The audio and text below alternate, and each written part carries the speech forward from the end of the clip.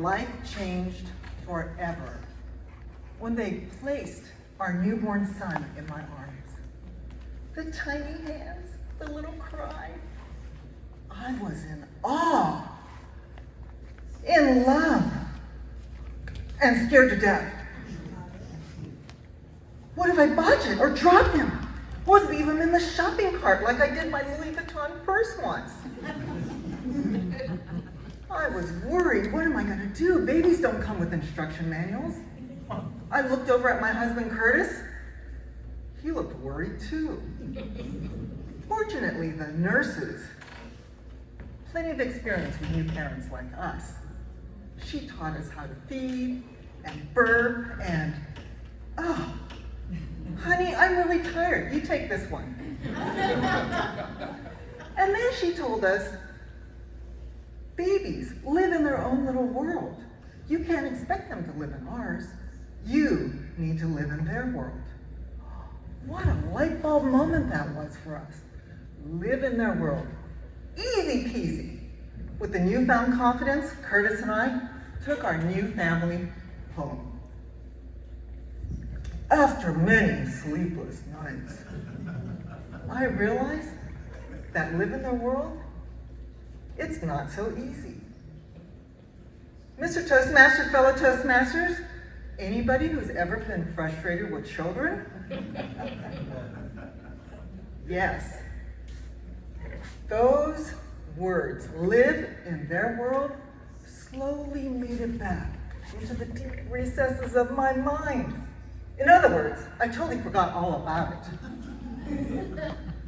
Curtis and I, we ended up with 3 children. Today, Robert, Michael, and Kate. When they were younger, I was reading a bedtime story to the boys, and Katie, not to be left out of the fun, grabs her little picture book, crawls into bed with us, and she starts reading aloud. I had a long day at work. Katie, you gotta read to yourself, honey. Okay. She kept on reading out loud. Oh, Katie, I said you gotta read to yourself. Okay. And she kept on reading out loud. Oh my gosh. Kate, I said you need to read to yourself.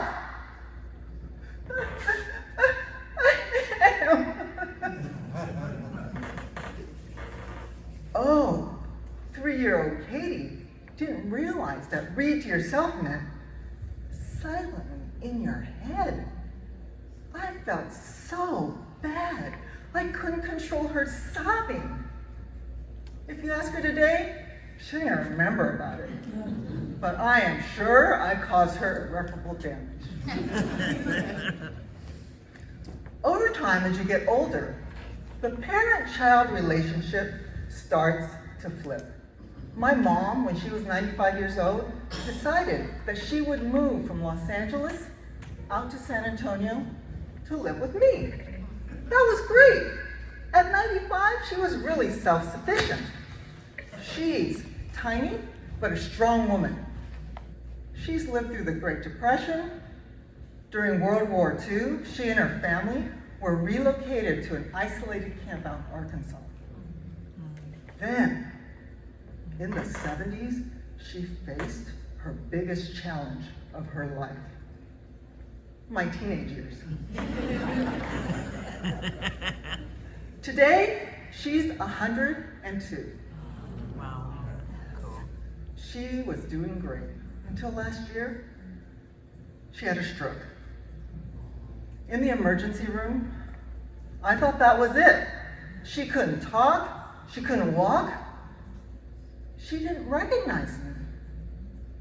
After the doctors got her stable, a nurse came to visit with me because I needed to learn how to care for my mom when we took her home. I was scared. Would I be able to deal with this? My mom not being able to walk or talk? Maybe not recognize me for the rest of her life?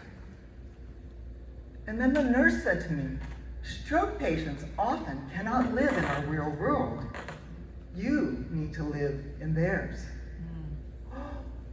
It was that light bulb moment again. It was deja vu. I can do this. Did I tell you my mom's a strong woman? She surprised all of us.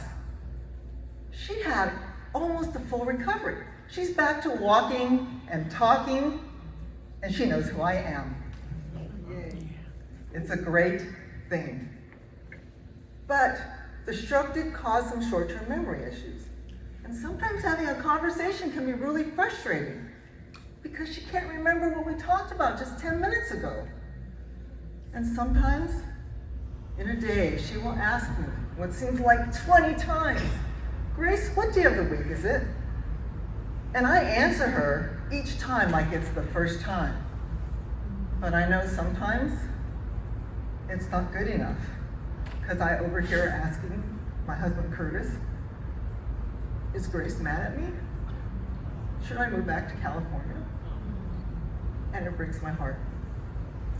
Why is it that we are so kind and polite to acquaintances and strangers, yet we are so quick to lash out to those we love the most? It doesn't make sense. Wow. If we live in their world, our loved ones, our relationships would grow and flourish. They would feel heard and seen and cherished. Fortunately, a bright side to my mom's short-term memory loss is every day I get a do-over. When I wake up in the morning, I think, live in her world, live in her world. Because at 102, the reality is there just isn't that much time left. And I want every day to be a great day for her. And isn't that what we all want for our loved ones? Live in their world.